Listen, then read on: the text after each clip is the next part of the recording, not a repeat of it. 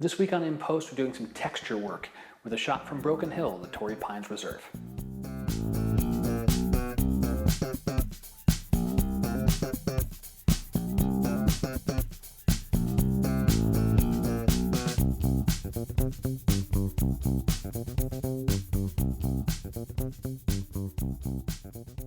Hi everybody, welcome back to this episode of In Post. My name is Scott Davenport, and today we're going to be doing some texture work. I have this shot of the Broken Hill area of the Torrey Pines Reserve, and a very gray evening, nothing really going on in the sky, and I composed the image thinking of interesting things to do with textures in post so that it can create, I guess, something more from what is otherwise a pretty, minimal, basic image. So let's just jump right over to the computer and dive right in. This is the photo straight out of the camera, and the first thing I'll do is quick lens corrections, profile, and chromatic aberration. There probably isn't much, but just in case there's some things fringing around the trees, the defaults should be fine to take care of that. Now for some basic toning. I'm going to leave the white balance as shot. I'm reasonably happy with that. This is about the tones as I recall them on the scene. And I'll do a quick experiment. Let's try auto. I'm probably going to warm it up a bit.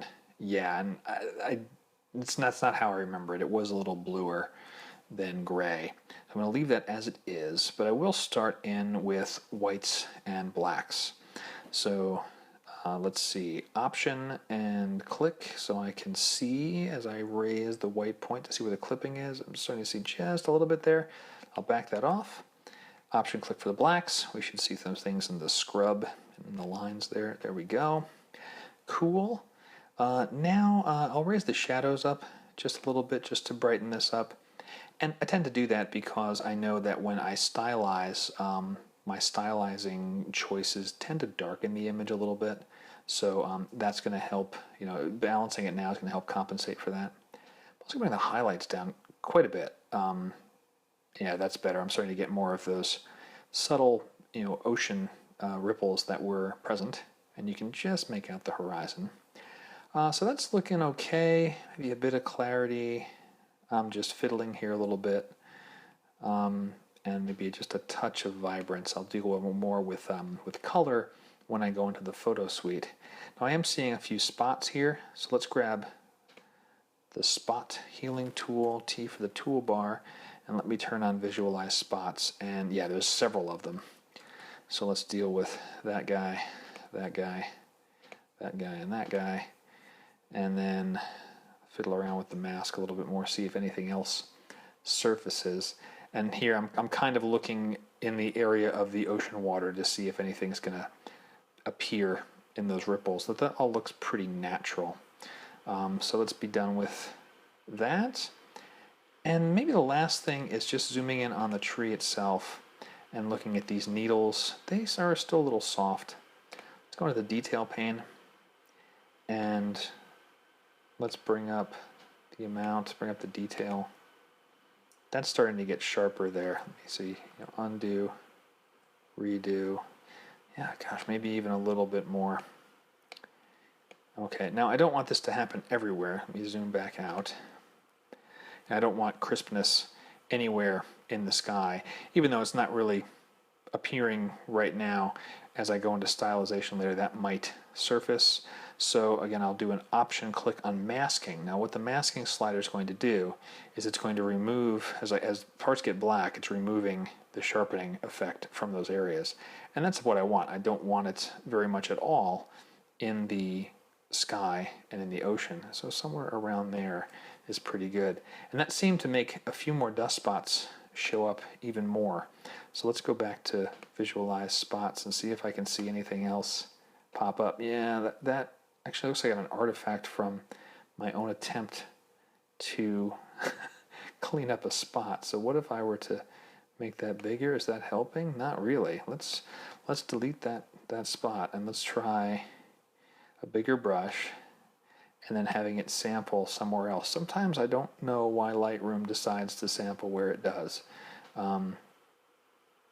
But yeah, this is just not happy. I don't know what Lightroom's doing here. I'll try one more quick thing. I'll try a clone. Well, that's what it's doing. It's doing a clone. Let me put that to heal. That's going to be a lot better. There we go. Way better. All right, cool. So we're done here in Lightroom. This is what was out of the camera. This is a few basic tweaks here. Let's bring this into the photo suite and start to do some stylization. Here in the Perfect Photo Suite, you can see that I've already done quite a bit of work on this photo. But here's the layer we brought in from Lightroom. And I did some basic stylization to go monochrome with this. This is how I felt this was best. I'll turn off black and white here. I'm not going to go into effects and black and white in this video. What I can tell you is in effects, I did some very basic things. Added a little bit of color in two ways, actually, two color enhancer filters. One to boost oranges, which was for the rock faces at the very bottom. So this stuff here was an orange enhancement. So I think I used the fall enhancer preset. And then another one was a green enhancer just for the trees. And then I did two other things. Dynamic contrast for only the tree in the foreground. So I used a quick mask to remove all of the dull blue sky, keeping that soft. And then I did use an adjustment brush to add a little more darkness to the sky overall. And it was the inverse of what I did with dynamic contrast. So you can see how this was before effects and this was after. So not a whole lot, really just darkening the sky so that sky is going to retreat a little bit and make this this tree jump out more. And then in black and white, it was very minimal changes, primarily just to make it monochrome, and did a little bit of work with contrast, just nothing else, just to give it a decent, good, solid black and white base. So let me wait for the machine to catch up to me here.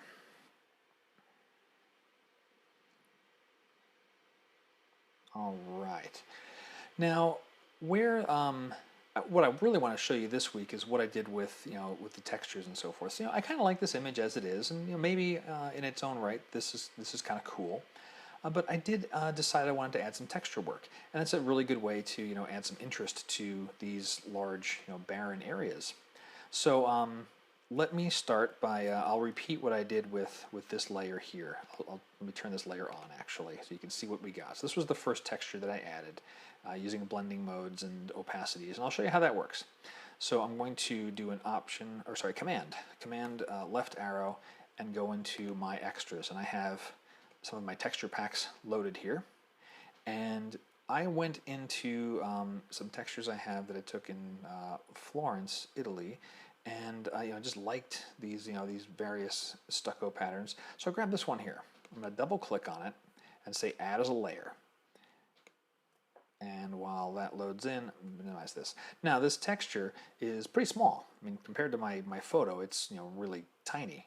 But textures don't have to be the same size or pixelation, pixel sizes as your photo, because most of the time you're blending these in, and it's less important that there's crisp, hard edge details and so forth, and more about just the shapes and the tones that end up there. So the very first thing I'll do is use the transform tool up here and hit this little expand fill canvas. That's what we call like fill canvas. So that just fills the entire screen with this canvas. There's a resize on it essentially. Now the next thing I'll do is play with the blending modes. And for textures, normally in overlay or soft light you start to get some pretty good play, and I liked soft light. Overlay was a little bit too much of the colors coming through from the texture. I could certainly go stylize those, but soft light looked pretty nice. I'm going to click that. And also I flipped the texture around a little bit. So kind of putting this area over here to give fill this area with more interesting things and almost lessen the effect in the tree. And the last thing was playing with the opacity. So again, all of this is happening on this texture layer, and lowered this around and played with it and so forth. And I finally ended up, with this setting. So don't apply that and delete that layer. So that's how I got to, why did that not work? There we go. So that's how I got here.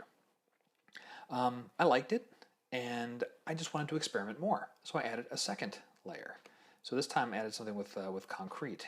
And to show you exactly what this looks like, let me change it to normal and crank it all the way up.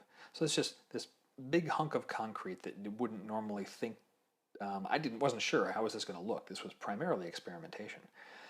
But what happens when I lay down two different textures? How do they blend together? And what I ended up with, again, using this time the overlay mode. So instead of, I'm sorry, same thing, overlay mode. I didn't use, did I use soft light in the other one? I've already forgotten. I did use soft light. So in this case, I found overlay to be nicer. I mean, we can see here's soft light, here's overlay, and with overlay, I'm getting a little more of that texture coming through, although I did lower the opacity all the way down to 24. But I like the blend of these two textures, so this was just with the first one, this was the second one, and it got a little more interesting. At this point, I just started to play even more. Well, what about in the black and white module, there are, tones, toners you can add, split toning and so forth. So what about doing that with a color fill here in layers? So I added, right here with this button, added a color fill layer, chose yellow, and just started playing. And it defaults to using the blending mode color, hence the name color filter. But you can change that to anything you like. And I just started playing around with the opacity, and it's way, way down here, 4. I mean, it's a very subtle change. It's before and after. Just a very slight warming, almost like giving it a bit of a golden tone. Now, the last thing I did, this looks a little interesting. This is effectively a vignette. I added, and I'll just do this again here. I added another color layer, and this time I said black, blending mode normal, and let's say 50%. That looks fine. So here is my color layer. Now this looks, yucky and blah and drab. But what I'll do now is grab a masking bug and I'll mask it away from the edges. So if I choose edges, is that going to work for me? No, I want center. Sorry, I want to mask it away from the center. I'll click it in here and we're going to see this suddenly brightened up. And then I just played around with, what I want the shape to be. This is essentially doing the same thing I would do in effects with the vignette tool, but I didn't have to leave layers for what I was after. And so just did this kind of thing, played around with the shape until I got something that I was pretty happy with, and this is pretty close to what I got there. But you can see that's the process here. At the end of all this, I noticed there's a couple little, highlights and bright spots. These actually are little dandelions, little flowers that had bloomed in the scrub. But I found those to be distracting. So when I pop back into Lightroom, I'll grab the spot tool and touch a couple of those up. And that is the end of this. So, we started, all the way down here at the bottom. Let's see if we can undo all that stuff. We started here and then ended up here. The tip of the week is that textures can really add a lot of visual interest to otherwise boring areas of your photo. And in fact, when I took this image, I purposely composed it in such a way that there was a lot of negative space, thinking I might do something with textures in post-processing. And I certainly pushed this in the direction of a more vintage feel, old, weathered, stood the test of time, much like a lot of this area of the preserve has done. So yeah, textures are a great way to really make a kind of a blah, mediocre image a lot more interesting. That's all for this week in post. Hope you've enjoyed it, picked up a couple of tips that you can use on your photos. And if you have a question about post-processing, please reach out to me. Let me know what you'd like to know more about. and I'll do my very best to answer each question that comes in. And I might use one of those questions as the basis for an in-post episode, because if you're asking about it, chances are there's other people that are wondering that too. And I love the questions because they do make me think more about my photography, and that's just general goodness. We can all get better at photography together. Until next time, my name is Scott Davenport, and thanks very much.